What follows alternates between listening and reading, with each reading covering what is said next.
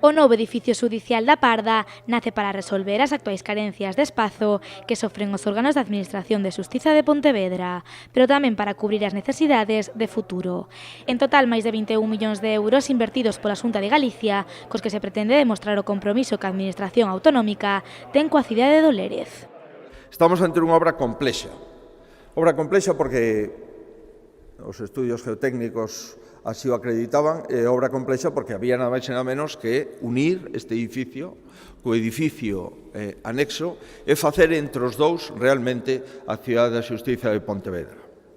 A importancia desta infraestructura fala por si sola, 21 millóns de euros, 23.000 metros cuadrados, estamos, por lo tanto, ante unha gran obra de infraestructura pública. E que iban a prestar servizo, como mínimo, 150 profesionais da xustiza. Pero virán moitísimos máis abogados, procuradores e, por suposto, forzas e corpos de seguridade do Estado. Na inauguración do novo edificio xudicial, o alcalde de Pontevedra quiso destacar a necesidade de entendemento entre as diferentes administracións para que a cidade siga medrando.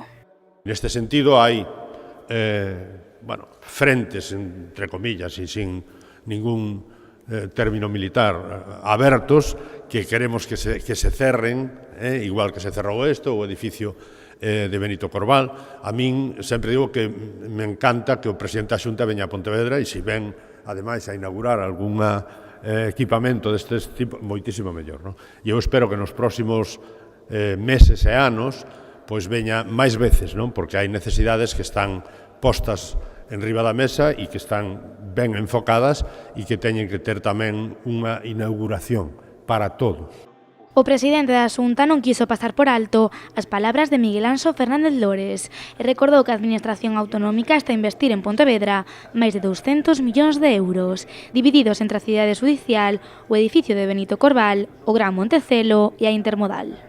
Agora que parece que a política é cortaplacista, agora que parece que a política hai que poñela sempre en minúsculas, eu creo que todavía temos espazo e somos responsables para reivindicar a política con mayúsculas. A política que non pensa no día de hoxe, nin a política que pensa no día de onte. Cando un se obsesiona con dedicar a política o que pasou ou o que está pasando, perde o futuro para o que realmente debe servir a política. E hai que pensar no futuro, e non podemos deternos. Nin a Administración de Xustiza, nin a Administración Sanitaria, nin a Administración Educativa, nin os concellos, nin as comunidades autónomas estamos en funcións. Ao contrario, estamos funcionando.